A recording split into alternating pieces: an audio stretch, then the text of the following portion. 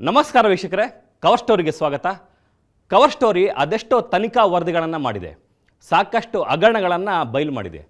ಅಂಥ ಹಗರಣಗಳಲ್ಲಿ Devaraju Arasu truck terminal ಕೂಡ ಒಂದೇ ಒಂದು ರೂಪಾಯಿ ಕೆಲಸ ಮಾಡದೆ ಕೋಟ್ಯಂತರ ರೂಪಾಯಿ ಹಣ ದೋಚಿದ್ರು.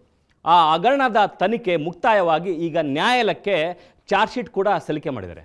ನಮ್ಮ ತನಿಖಾ ಅಂಶಗಳೇ ಚಾರ್ಜ್ ಶೀಟ್ನಲ್ಲೂ ಕೂಡ ಉಲ್ಲೇಖ ಮಾಡಲಾಗಿದೆ.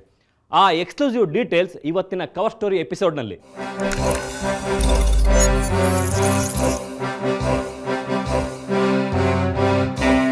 ಕವರ್ ಸ್ಟೋರಿಯ ವರದಿಗಳು ಮಾಧ್ಯಮ ಲೋಕದಲ್ಲೇ ಹೊಸ ಇತಿಹಾಸ ಸೃಷ್ಟಿಸ್ತವೆ. ಭ್ರಷ್ಟಾಚಾರ ವಿರುದ್ಧದ ಹೋರಾಟದಲ್ಲಿ ನಾವು ಮಾಡಿದ ಅದೆಷ್ಟೋ ವರದಿಗಳು ನ್ಯಾಯಾಲಯದಲ್ಲಿ ಸಾಬೀತಾಗುವತ್ತ ಹೆಜ್ಜೆ ಹಾಕ್ತಿವೆ. ಆ ಪಟ್ಟಿಯಲ್ಲಿ ದೇವರಾಜ್ ಅರಸ್ ಟ್ರಕ್ ಟರ್ಮಿನಲ್ನಲ್ಲಿ ನಡೆದ ಅತಿ ದೊಡ್ಡ ಹಗರಣ ಸೇರ್ಪಡೆಯಾಗಿದೆ. ನಾವು ವರದಿ ಮಾಡಿದ್ದ ತನಿಖಾ ಅಂಶಗಳೇ ಈಗ ಟ್ರಕ್ ಟರ್ಮಿನಲ್ ವಿರುದ್ಧ ದಾಖಲಾದ ಚಾರ್ಜ್ ಶೀಟ್ನಲ್ಲೂ ಇವೆ ಅನ್ನುವುದು ಹೆಮ್ಮೆಯ ಸಂಗತಿ.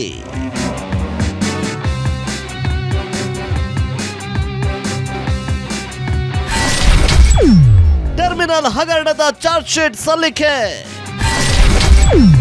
ಕವರ್ ಸ್ಟೋರಿ ತನಿಖಾ ಅಂಶಗಳೇ ಉಲ್ಲೇಖ. ಅಕ್ರಮ ಆಗಿರುವ ಸ್ಫೋಟಕ ಸತ್ಯಗಳ ಅನಾವರಣ.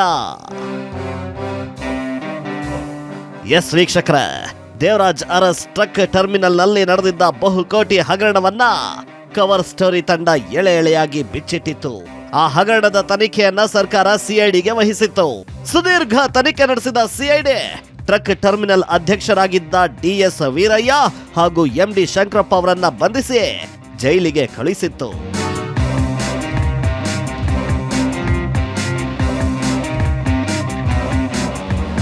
ದೇವರಾಜ್ ಅರಸ್ ಟ್ರಕ್ ಟರ್ಮಿನಲ್ ಇದು ದಿವಂಗತ ಮುಖ್ಯಮಂತ್ರಿ ದೇವರಾಜ್ ಅರಸ್ ಅವರ ಕನಸಿನ ಕೂಸು. ಲಾರಿ ಮಾಲೀಕರ ಸಂಘ ಹಾಗೂ ಸರ್ಕಾರದ ಸಹಭಾಗಿತ್ವದ ಕಂಪನಿಯಾಗಿರುವ ಟ್ರಕ್ ಟರ್ಮಿನಲ್ ಬೆಂಗಳೂರಿನ ಶಾಂತಿನಗರದಲ್ಲಿ ಕಚೇರಿ ಹೊಂದಿದೆ. ಟರ್ಮಿನಲ್ನಲ್ಲಿ ಒಟ್ಟು 7 ಟ್ರಕ್ ಟರ್ಮಿನಲ್ಗಳಿವೆ. ಟರ್ಮಿನಲ್ಗಳು ಅಂದ್ರ ಲಾರಿ ಸ್ಟ್ಯಾಂಡ್ಗಳು ಎಂದರ್ಥ. ಇಂತಹ ಸ್ಟ್ಯಾಂಡ್ಗಳಲ್ಲಿ ಲಾರಿ ಚಾಲಕರು ಹೊರ ರಾಜ್ಯದಿಂದ ಆಗಮಿಸಿ ಅವರ ವ್ಯಾಪಾರ ವಹಿವಾಟು ಮುಗಿಯೋವರೆಗೂ ಇಂತಹ ಟರ್ಮಿನಲ್ಗಳಲ್ಲಿಯೇ ವಾಸ ಮಾಡ್ತಾರೆ. ವ್ಯಾಪಾರ ವಹಿವಾಟು ನಡೆಸುವ ಲಾರಿ ಮಾಲೀಕರು ಹಾಗೂ ಚಾಲಕರಿಗೆ ಅನುಕೂಲವಾಗಲೆಂದು ದೇವರಾಜ್ ಅರಸ್ ಟ್ರಕ್ ಟರ್ಮಿನಲ್ ನಿರ್ಮಾಣವಾಗಿದೆ. ಇಂತಹ ಟರ್ಮಿನಲ್ಗಳಲ್ಲಿ ನಡೆದಿದ್ದ ಅತಿ ದೊಡ್ಡ ಭ್ರಷ್ಟಾಚಾರವನ್ನ ಸಾಕ್ಷಿ ಸಮೇತ ಪ್ರತ್ಯಕ್ಷ ವರದಿ ಮಾಡಿದ್ವಿ. ಸರ್, ಏನೇನು ಕಾಮಗಾರಿ ಆಗಿದೆ ಸರ್? ಡ್ರೈವರ್ ರೂಮ್ ಕ್ಲೀನರ್ಗಳಿಗೋಸ್ಕರ ಏನಾದರೂ ಸಪ್ರೇಟ್ ಚೇರು, ಸೋಫಾ ಸೆಟ್ ಏನಾದ್ರು ವ್ಯವಸ್ಥೆ ಮಾಡಿದರೆ ನೋಡಿ. ಅವರು ವಾಸ ಮಾಡುವಂತಹ ಶೆಡ್ಗಳು ಇದೆಯೋ, ಮೊಬೈಲ್ ಚಾರ್ಜರ್ ಪಾಯಿಂಟ್ಗಳೆಲ್ಲ ಹಾಕಿದಾರಂತೆ. ನಾವು ಕೂಡ ಸಾಕಷ್ಟು ಕಡೆ ಅಡ್ಡಾಡಿದ್ವಿ, ಸಾಕಷ್ಟು ಕಡೆ ಹುಡುಕಾಡಿದ್ವಿ. ಒಂದೇ ಒಂದು ಭಾಗದಲ್ಲೂ ಕೂಡ ಯಾವುದೇ ಸೋಲಾರ್ ಸಿಸ್ಟಮ್ ಕಾಣಿಸಲ್ಲ. ದೇವರಾಜ್ ಅರಸ್ ಟ್ರಕ್ ಟರ್ಮಿನಲ್ಗಳಲ್ಲಿ ಒಟ್ಟು 7 ಟರ್ಮಿನಲ್ಗಳಿವೆ. ಬೆಂಗಳೂರಿನ ಯಶವಂತಪುರ, ದಾಸನಪುರ, ಮೈಸೂರು, ಧಾರವಾಡ, ದಾಂಡೇಲಿ ಇವು ಪ್ರಮುಖವಾದವು.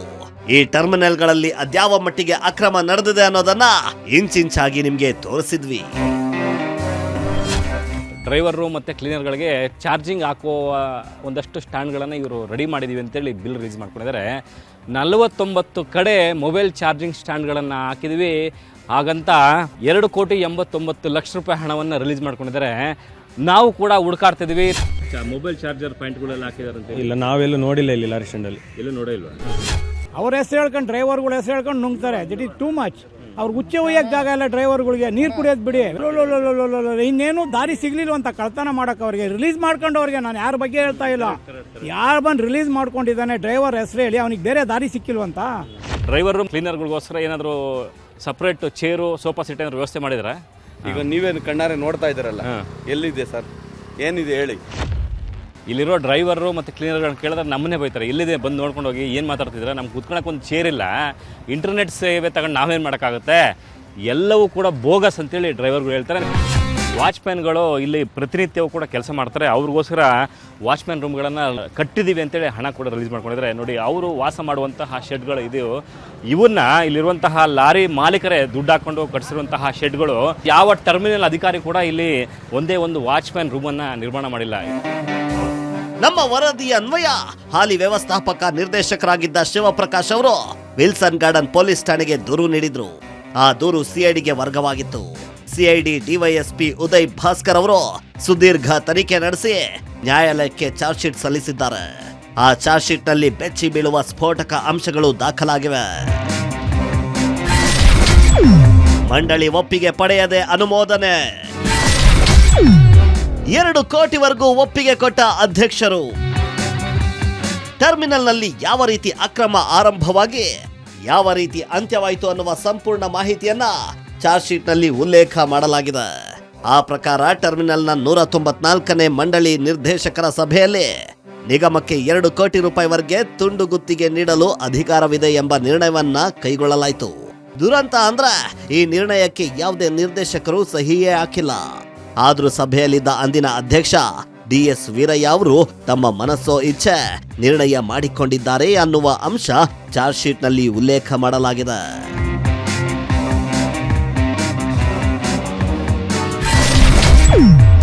ಎರಡು ಕೋಟಿಯಿಂದ 10 ಕೋಟಿ ಏರಿಕೆ. 194ನೇ ನಿರ್ದೇಶಕರ ಮಂಡಳಿಯ ಸಭೆಯಲ್ಲಿ ನಿಗಮಕ್ಕೆ 2 ಕೋಟಿ ರೂಪಾಯಿವರೆಗೆ ನಿಗಮಕ್ಕೆ ತುಂಡು ಗುತ್ತಿಗೆ ನೀಡುವ ಅಧಿಕಾರವಿದೆ ಅಂತ ಅನುಮೋದನೆ ಮಾಡಿದ್ರು. ಮತ್ತೆ ಕೆಲ ದಿನಗಳ ಬಳಿಕ 195ನೇ ನಿರ್ದೇಶಕರ ಸಭೆಯಲ್ಲಿ 2 ಕೋಟಿ ರೂಪಾಯಿಗಿದ್ದ ಈ ಹಿಂದಿನ ನಿರ್ಣಯವನ್ನ 10 ಕೋಟಿ ರೂಪಾಯಿವರೆಗೆ ತುಂಡು ಗುತ್ತಿಗೆ ನೀಡುವ ಅಧಿಕಾರ ನಿಗಮಕ್ಕೆ ಇದೆ ಅಂತ ಹೊಸ ಅನುಮೋದನೆ ಮಾಡಲಾಯಿತು. ಈ ನಿರ್ಣಯವನ್ನ ಕೈಬರಹದಲ್ಲಿಯೇ ಬರೆದು ನಿರ್ಣಯ ಕೈಗೊಳ್ಳಲಾಯಿತು. ಜೊತೆಗೆ ಅಧ್ಯಕ್ಷರು ಸೂಚಿಸಿರುವ ಕಾಮಗಾರಿಗಳನ್ನ ಮಾಡಲು ವ್ಯವಸ್ಥಾಪಕ ನಿರ್ದೇಶಕರಾದ ಶಂಕರಪ್ಪ ಅವರಿಗೆ ಅಧಿಕಾರ ನೀಡಲಾಯಿತು ಎನ್ನುವ ನಿರ್ಣಯವನ್ನ ಕೈಗೊಳ್ಳಲಾಯಿತು. ಈ ನಿರ್ಣಯಕ್ಕೆ ನಿರ್ದೇಶಕ ಮಂಡಳಿಯ ಯಾವ ಸದಸ್ಯರ ಸಹಿಯನ್ನ ಪಡೆದುಕೊಳ್ಳದೆ ನಿರ್ಣಯ ಕೈಗೊಳ್ಳಲಾಗಿತ್ತು. ದೇವರಾಜ ಅರಸ್ ಟ್ರಕ್ ಮಂಡಳಿಯ ನಿರ್ದೇಶಕರನ್ನ ನಾವೀಗ ಮಾತಾಡ್ತಾ ಇದ್ವಿ. ಸರ್, ಎಲ್ಲಿದೆ ಸರ್ UPS ಸಿಸ್ಟಮ್? ಯಾವ ಕೆಲಸನ ಆಗಿಲ್ವಲ್ಲ ಸರ್? UPS ಸಿಸ್ಟಮ್ ನಾವೇ ಇವಾಗ ಕೇಳ್ತಾ ಇದೀವಿ. ಫಸ್ಟ್ ಟೈಮ್ UPS ಸಿಸ್ಟಮ್ ಹಾಕಿದಾರಂತ. ಏನು ಹಾಕಿಲ್ಲ ಅವರು. ಮತ್ತೆ ಹೆಂಗ್ ರೆಸೊಲ್ಯೂಷನ್ ಹೆಂಗೆ ಸರ್? ರೆಸೊಲ್ಯೂಷನ್ ನಮ್ಗೆ ತೋರಿಸಿದ್ರೆ ರೆಸೊಲ್ಯೂಷನ್ ಪಾಸ್ ಆಗತ್ತಲ್ಲ. ನಮ್ಗೇನು ಹೇಳಿಲ್ಲ, ನಮ್ಗೇನು ಹೇಳಿಲ್ಲ. ಅವ್ರ ಪಾತ್ರಕ್ಕೆ ಅವ್ರ ಮಾತ್ರ ಬಿಲ್ ಡೆಬಿಟ್ ಮಾಡಿ ಕಳಿಸ್ಬಿಟ್ಟಿದ್ದಾರೆ. ರೆಸೊಲ್ಯೂಷನ್ ಕಾಪಿನೂ ಕೇಳಿದ್ರೆ ಇದುವರೆಗೆ ನಮ್ಗೆ ರೆಸೊಲ್ಯೂಷನ್ ಕಾಪಿನೇ ನಮ್ಗೆ ಸಿಕ್ಕಿಲ್ಲ ಸರ್. ಈ ಕಾಮಗಾರಿಗಳು ಎಲ್ಲ ಬೋರ್ಡಲ್ಲಿ ಬಂದಿದೆಯಾ ಸರ್? ಬಂದೇ ಇಲ್ಲ. ಮತ್ತೆ ಹೆಂಗ್ ಅಪ್ರೂವ್ ಮಾಡಿದ್ದು ಯಾರು? ಇದಕ್ಕೆ ಸ್ಯಾಂಕ್ಷನ್ ಅಥಾರಿಟಿ ಯಾರು? ಅವರೇ ಚೇರ್ಮನ್ ಎಲ್ಲ ಮಾಡ್ಕೊಂಡಿದ್ದಾರೆ. ನಮಗೆ ಗೊತ್ತಿಲ್ಲ, ದುಡ್ಡು ಹೊಡ್ಕೊಂಡು ಹೋಗಿದ್ದಾರೆ ಅಷ್ಟೇ. ಇಷ್ಟೊಂದು ಕಾಮಗಾರಿಗಳ? ಹೌದು, ಸುಮಾರು 50 ಕೋಟಿಗಳಷ್ಟು ದುಡ್ಡು ಹೊಡ್ಕೊಂಡು ಹೋಗಿದ್ದಾರೆ. ಆ ಮೂಲಕ ಭ್ರಷ್ಟಾಚಾರ ನಡೆಯಲು ನೇರವಾದ ಕಾರಣಕರ್ತರಾಗಿದ್ದಾರೆ ಅನ್ನುವ ಅಂಶವನ್ನ ಚಾರ್ಜ್ ಶೀಟ್ನಲ್ಲಿ ಕಾಣಬಹುದು. ಕಾಮಗಾರಿ ಮಾಡದೆ ಹಣ ರಿಲೀಸ್. 39 ಕೋಟಿ 42 ಲಕ್ಷ ರೂಪಾಯಿ ಹಣ ಗುಳುಂ. ಟರ್ಮಿನಲ್ ವ್ಯಾಪ್ತಿಗಳಲ್ಲಿ ಅಗ್ನಿ ಸುರಕ್ಷತಾ ಕ್ರಮಗಳು, ಚಾಲಕರಿಗಾಗಿ ಮೊಬೈಲ್ ಚಾರ್ಜಿಂಗ್ ಸ್ಟ್ಯಾಂಡ್, ಇಂಟರ್ನೆಟ್ ಸೇವೆ, ಬೃಹತ್ ಹೆದ್ದಾರಿ ಫಲಕಗಳು ಸೇರಿದಂತೆ ಸುಮಾರು 821 ಕಾಮಗಾರಿಗಳನ್ನ ತುಂಡು ಗುತ್ತಿಗೆಯನ್ನಾಗಿ ಮಾಡಿ 41 ಕೋಟಿ ರೂಪಾಯಿಗಳ ಕಾಮಗಾರಿಗೆ ಅನುಮೋದನೆ ನೀಡಲಾಗಿರುತ್ತೆ. ಆದ್ರೆ ಈ ಕಾಮಗಾರಿಗಳಲ್ಲಿ 668 ಕಾಮಗಾರಿಗಳು ನಡೆದೇ ಇಲ್ಲ. ಆದ್ರೂ ಸುಮಾರು 39 ಕೋಟಿ ರೂಪಾಯಿ ಹಣ ರಿಲೀಸ್ ಆಗಿದೆ. ಹೀಗೆ ದುರುಪಯೋಗವಾದ ಅಷ್ಟು ಹಣ ಲೂಟಿಯಾಗಿದೆ ಅನ್ನುವ ಗಂಭೀರ ಮಾಹಿತಿ ಚಾರ್ಜ್ ಶೀಟ್ನಲ್ಲಿ ಉಲ್ಲೇಖ ಮಾಡಲಾಗಿದೆ. ಇದೇ ಅಂಶಗಳನ್ನ ಕವರ್ ಸ್ಟೋರಿ ತನ್ನ ವರದಿಯಲ್ಲಿ ವಿಸ್ತೃತವಾಗಿ ಪ್ರಸಾರ ಮಾಡಿತು. 3 ನಕಲಿ ಕಂಪನಿಗಳಿಗೆ ಕಾಮಗಾರಿಯ ಹೊಣೆ. ನಯ ಪೈಸೆಯ ಕೆಲಸ ಮಾಡದೆ ಹಣ ಗುಳುಂ. 668 ಕಾಮಗಾರಿಗಳು ಕೂಡ ನಕಲಿಯಾಗಿವೆ. ನಯ ಪೈಸೆಯೂ ಕೆಲಸ ಆಗಿಲ್ಲ. ಆದ್ರೂ 39 ಕೋಟಿಯಷ್ಟು ಹಣ ರಿಲೀಸ್ ಆಗಿದೆ. ದುರಂತ ಅಂದ್ರೆ ಅಷ್ಟು ಕಾಮಗಾರಿಗಳನ್ನ ತಮಗೆ ಬೇಕಾದ 3 ನಕಲಿ ಕಂಪನಿಗಳಿಗೆ ಗುತ್ತಿಗೆ ನೀಡಿದ್ರು. SS ಎಂಟರ್ಪ್ರೈಸಸ್ 242 ಕಾಮಗಾರಿ 14 ಕೋಟಿ 30 ಲಕ್ಷ ರೂಪಾಯಿ. ಮಯೂರ್ ಅಡ್ವರ್ಟೈಸಿಂಗ್ 230 ಕಾಮಗಾರಿ 13 ಕೋಟಿ 57 ಲಕ್ಷ ರೂಪಾಯಿ. ವೆನಿಷಾ ಎಂಟರ್ಪ್ರೈಸಸ್ 193 ಕಾಮಗಾರಿ 11.38 ಕೋಟಿ ರೂಪಾಯಿ.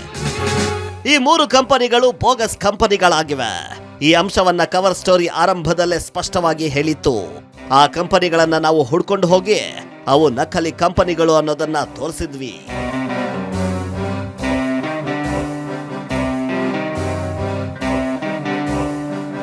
ಕವರ್ ಸ್ಟೋರಿ ತಂಡ ತನ್ನ ವರದಿಯಲ್ಲಿ ತೋರಿಸಿದ್ದ ಅಂಶಗಳನ್ನೇ CID ಕೂಡ ತನ್ನ ಚಾರ್ಜ್ ಶೀಟ್ನಲ್ಲಿ ಉಲ್ಲೇಖ ಮಾಡಿದೆ.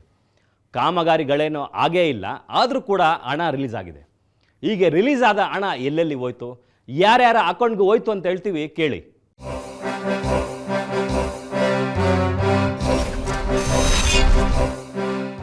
ದೇವರಾಜ್ ಅರಸ್ ಟ್ರಕ್ ಟರ್ಮಿನಲ್ ಅಲ್ಲಿ ನಡೆದ ಹಗರಣ ಬಹುಶಃ ಕರ್ನಾಟಕದ ಇತಿಹಾಸದಲ್ಲಿಯೇ ಯಾವ ನಿಗಮದಲ್ಲೂ ನಡೆದಿರದ ಭ್ರಷ್ಟಾಚಾರ ನಡೆದಿದೆ. ಯಾಕಂದ್ರೆ ನಿಗಮಗಳಲ್ಲಿ ಭ್ರಷ್ಟಾಚಾರ ಸಹಜ. ಆದ್ರೆ ಅರ್ಧಂಬರ್ಧ ಕೆಲಸ ಮಾಡಿಯೋ ಅಥವಾ ಕಳಪೆ ಕಾಮಗಾರಿ ಮಾಡಿಯೋ ಹಣ ಲೂಟಿ ಮಾಡುವವರನ್ನ ನೋಡಿದ್ದೇವೆ.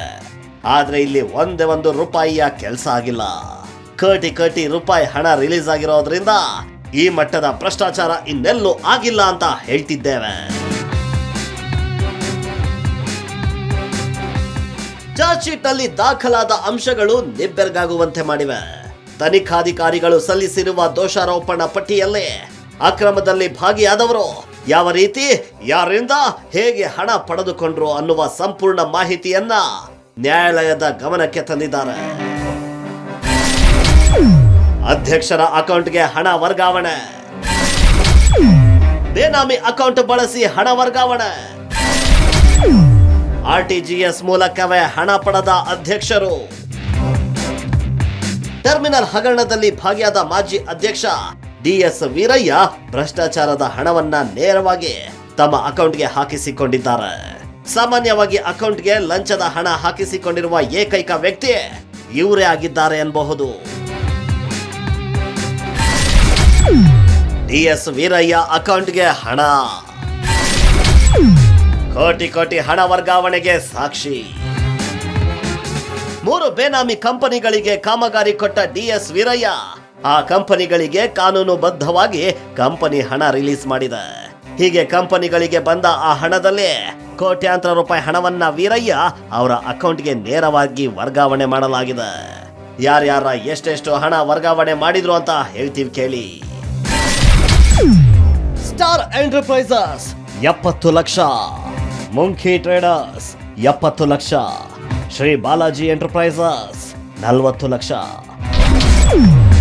Shri Balaji enterprises 60 lakh, matrix tech trade 60 lakh, ಹೀಗೆ ಒಟ್ಟು 3 ಕೋಟಿ.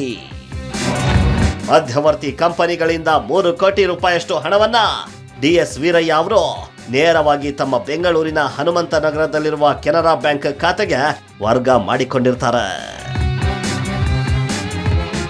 ನಕಲಿ ಕಂಪನಿಗಳಿಗೆ ಕೋಟಿ ಹಣ ರಿಲೀಸ್ ಮಾಡ್ತಾರೆ. ಆ ಕಂಪನಿಗಳು ಬೇನಾಮಿ ಅಕೌಂಟ್ಗಳಿಂದ ಅಧ್ಯಕ್ಷರು ಮತ್ತು ಮಾಜಿ MDಗಳಿಗೆ ಹಣವನ್ನು ಹಾಕ್ತಾರೆ. ಇಷ್ಟೆಲ್ಲ ಭ್ರಷ್ಟಾಚಾರ ನಡೆದಿದ್ರು ಸಾರಿಗೆ ಇಲಾಖೆಗೆ ಅದ್ರ ಬಗ್ಗೆ ಮಾಹಿತಿನೇ ಇಲ್ವಾ, ಅಥವಾ ಮಾಹಿತಿ ಗೊತ್ತಿದ್ರು ಕೂಡ ಸುಮ್ಮನೆ ಇದ್ರ? ಅಂತಹ ಅನುಮಾನ ಈಗ ಕಾಡ್ತಾ ಇದೆ.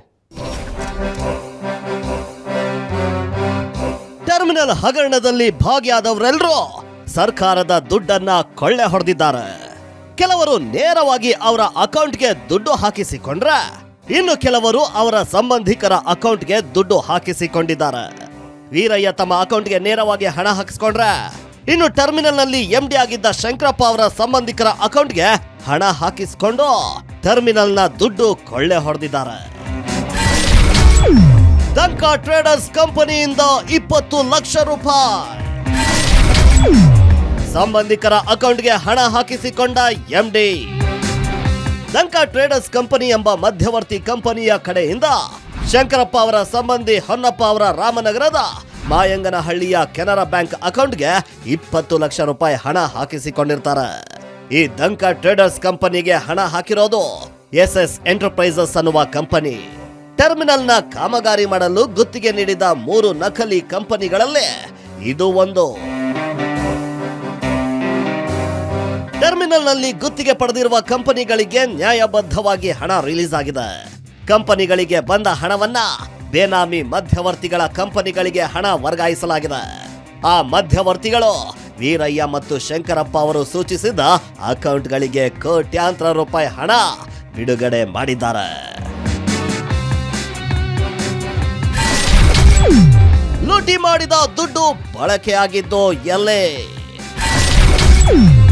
ಐಷಾರಾಮಿ ಬಂಗಲೆಗೆ ಟರ್ಮಿನಲ್ ದುಡ್ಡು ಬಳಕೆ. ಎಸ್ ವೀಕ್ಷಕರ, ಟ್ರಕ್ ಟರ್ಮಿನಲ್ ನಲ್ಲಿ ಲೂಟಿ ಹೊಡೆದ ಹಣವನ್ನ ಆರೋಪಿಗಳು ಎಲ್ಲೆಲ್ಲಿ ಬಳಸಿದ್ದಾರೆ ಅಂತ CID ಪೊಲೀಸರು ಪತ್ತೆ ಹಚ್ಚಿದ್ದಾರೆ. 20 ಲಕ್ಷ ಹಣವನ್ನ ಹೊಡೆದಿದ್ದ ಮಾಜಿ MD ಶಂಕರಪ್ಪ ತಮ್ಮ ವೈಯಕ್ತಿಕ ಕೆಲಸಕ್ಕೆ ಆ ಹಣವನ್ನ ಬಳಕೆ ಮಾಡಿಕೊಂಡಿದ್ದಾರೆ ಅನ್ನುವ ಮಾಹಿತಿ ಲಭ್ಯವಾಗಿದೆ. ಅದೇ ರೀತಿ 3 ಕೋಟಿ ರೂಪಾಯಿ ಹಣವನ್ನ ಪಡೆದಿದ್ದ ಮಾಜಿ ಅಧ್ಯಕ್ಷ ಡಿಎಸ್ ವೀರಯ್ಯ ಬೆಂಗಳೂರಿನ ಉಲ್ಲಾಳ ಬಳಿ ಇರುವ ಉಪಕಾರ್ ಲೇಔಟ್ನಲ್ಲಿ ಐಷಾರಾಮಿ ಮನೆಯನ್ನ ಕಟ್ಟಿಸ್ತಾ ಇದ್ದಾರೆ. ಆ ಮನೆಗೆ ಟರ್ಮಿನಲ್ ನಲ್ಲಿ ಲೂಟಿ ಹೊಡೆದ ದುಡ್ಡು ಬಳಕೆ ಮಾಡಿದ್ದಾರೆ ಅಂತ ಚಾರ್ಜ್ ಶೀಟ್ ನಲ್ಲಿ ಉಲ್ಲೇಖ ಮಾಡಿದ್ದಾರೆ. ಭ್ರಷ್ಟರ ರಕ್ಷಣೆಗೆ ನಿಂತಿದ್ರ ಹಿರಿಯ ಅಧಿಕಾರಿಗಳು. ಟ್ರಕ್ ಟರ್ಮಿನಲ್ ನಲ್ಲಿ ಕೋಟಿ ಹಗರಣ ನಡೆದಿದ್ರು. ಅದು ಬೆಳಕಿಗೆ ಬಂದದ್ದು ಮಾತ್ರ ಇತ್ತೀಚೆಗೆ. ಕವರ್ ಸ್ಟೋರಿ ತಂಡ ಆ ಸ್ಕ್ಯಾಮ್ ಅನ್ನ ಸಂಪೂರ್ಣವಾಗಿ ಹೊರತಂದ ಮೇಲೆ ಅಲ್ಲಿನ ಭ್ರಷ್ಟಾಚಾರದ ಪರಿಚಯ ಜಗತ್ತಿಗೆ ಗೊತ್ತಾಗಿದೆ. ಸಿಐಡಿ ತನಿಖೆ ನಡೆಸಿದಾಗ್ಲೂ ಮಾಜಿ ಎಂಡಿ ಶಂಕರಪ್ಪ ಹಾಗೂ ಮಾಜಿ ಅಧ್ಯಕ್ಷ ಡಿಎಸ್ ವೀರಯ್ಯ ಅವರ ರಕ್ಷಣೆ ಮಾಡಲು ಸಾರಿಗೆ ಇಲಾಖೆಯ ಹಿರಿಯ ಅಧಿಕಾರಿಗಳು ನಿಂತಿದ್ರ ಅನ್ನುವ ಅನುಮಾನ ವ್ಯಕ್ತವಾಗ್ತಿದೆ. ಭ್ರಷ್ಟಾಚಾರ ತಡೆ ಕಾಯ್ದೆ 17A ಪ್ರಕಾರ ಅನುಮತಿ ಕೊಡಿ ಅಂತ ಸಿಐಡಿ ಅಧಿಕಾರಿಗಳು ಸಾರಿಗೆ ಇಲಾಖೆಯ ಕಾರ್ಯದರ್ಶಿಗಳಿಗೆ ಪತ್ರ ಬರೆದಿದ್ರು. ಅಲ್ಲಿದ್ದ ಅಧಿಕಾರಿಗಳು ಅನುಮತಿ ಕೊಡಲು ಮೀನಾಮೇಷ ಎಣಿಸಿರುವುದು ಹಲವು ಅನುಮಾನಗಳಿಗೆ ಕಾರಣವಾಗ್ತಿದೆ. ಟರ್ಮಿನಲ್ ನಲ್ಲಿ 47 ಕೋಟಿ ರೂಪಾಯಿ ಅಕ್ರಮ ಆಗಿದೆ ಅಂತ ಹಲವಾರು ಬಾರಿ ಸಾರಿಗೆ ಇಲಾಖೆಯ ಕಾರ್ಯದರ್ಶಿಗಳಿಗೆ ಹಾಲಿ ವ್ಯವಸ್ಥಾಪಕ ನಿರ್ದೇಶಕರಾದ ಶಿವಪ್ರಕಾಶ್ ಅವರು ಪತ್ರ ಬರೆದಿದ್ರು. ತನಿಖೆ ಮಾಡುವಂತೆ ಮನವಿ ಮಾಡಿದ್ರು. ಆದ್ರೂ ಸಾರಿಗೆ ಇಲಾಖೆ ಕಾರ್ಯದರ್ಶಿಗಳು ಯಾವುದೇ ತನಿಖೆಗೆ ಮುಂದಾಗಿರಲಿಲ್ಲ. ಇದೆಲ್ಲವನ್ನ ನೋಡ್ತಿದ್ರೆ ಭ್ರಷ್ಟರ ರಕ್ಷಣೆಗೆ ಸಾರಿಗೆ ಇಲಾಖೆಯ ಅಧಿಕಾರಿಗಳು ಬೆನ್ನೆಲುಬಾಗಿ ನಿಂತಿದ್ರ ಅನ್ನುವ ಅನುಮಾನ ಕಾಡ್ತಾ ಇದೆ. ಟರ್ಮಿನಲ್ ನಲ್ಲಿ ನಡೆದ ಹಗರಣದ ಬಗ್ಗೆ ನ್ಯಾಯಾಲಯಕ್ಕೆ ತನಿಖಾಧಿಕಾರಿಗಳು ಪ್ರಿಲಿಮಿನರಿ ಚಾರ್ಜ್ ಶೀಟ್ ಸಲ್ಲಿಕೆ ಮಾಡಿದ್ದು ಮತ್ತು ತನಿಖೆ ಮುಂದುವರೆಸಿದ್ದಾರೆ. ಟರ್ಮಿನಲ್ ಮಾಜಿ ಅಧ್ಯಕ್ಷರು, ಮಾಜಿ ಎಂಡಿ ಹಾಗೂ ನಕಲಿ ಕಂಪನಿಗಳ ಮಾಲೀಕರನ್ನ ಪೊಲೀಸರು ಬಂಧನ ಮಾಡಿದ್ದಾರೆ. ಹಗರಣದಲ್ಲಿ ಪರೋಕ್ಷವಾಗಿ ಭಾಗಿಯಾದವರನ್ನ ಸಾಕ್ಷಿಗಳನ್ನಾಗಿ ಮಾಡಲಾಗಿದೆ. ಸ್ಪಷ್ಟ ತನಿಖಾ ಅಂಶಗಳು ಚಾರ್ಜ್ ಶೀಟ್ ನಲ್ಲಿವೆ. ನ್ಯಾಯಾಲಯದಲ್ಲಿ ಈ ಬಗ್ಗೆ ವಿಚಾರಣೆ ಆರಂಭವಾಗಬೇಕಿದೆ. ಭ್ರಷ್ಟರಿಗೆ ತಕ್ಕ ಶಿಕ್ಷೆ ಆಗುತ್ತಾ ಅಂತ ಕಾದು ನೋಡಬೇಕು. ಟರ್ಮಿನಲ್ನಲ್ಲಿ ನಡೆದ ಹಗರಣದ ಬಗ್ಗೆ ಸಂಪೂರ್ಣವಾಗಿ ಮಾಹಿತಿಯನ್ನು ಕೊಟ್ಟಿದ್ದೇವೆ. ನಮ್ಮ ತನಿಖಾ ಅಂಶಗಳೇ ಚಾರ್ಜ್ ಶೀಟ್ನಲ್ಲೂ ಕೂಡ ಉಲ್ಲೇಖ ಮಾಡಲಾಗಿದೆ. ಅಂತಿಮವಾಗಿ ನ್ಯಾಯಾಲಯದಲ್ಲಿ ಏನಾಗುತ್ತೆ ಅಂತ ಕಾದು ನೋಡಬೇಕಾಗಿದೆ. ಇದು ಈ ವಾರದ ವಿಶೇಷ. ನೇರ, ದಿಟ್ಟ, ನಿರಂತರ ಸುದ್ದಿಗಾಗಿ ನೋಡ್ತಾ ಇರಿ ಏಷ್ಯಾನೆಟ್ ಸುವರ್ಣ ನ್ಯೂಸ್.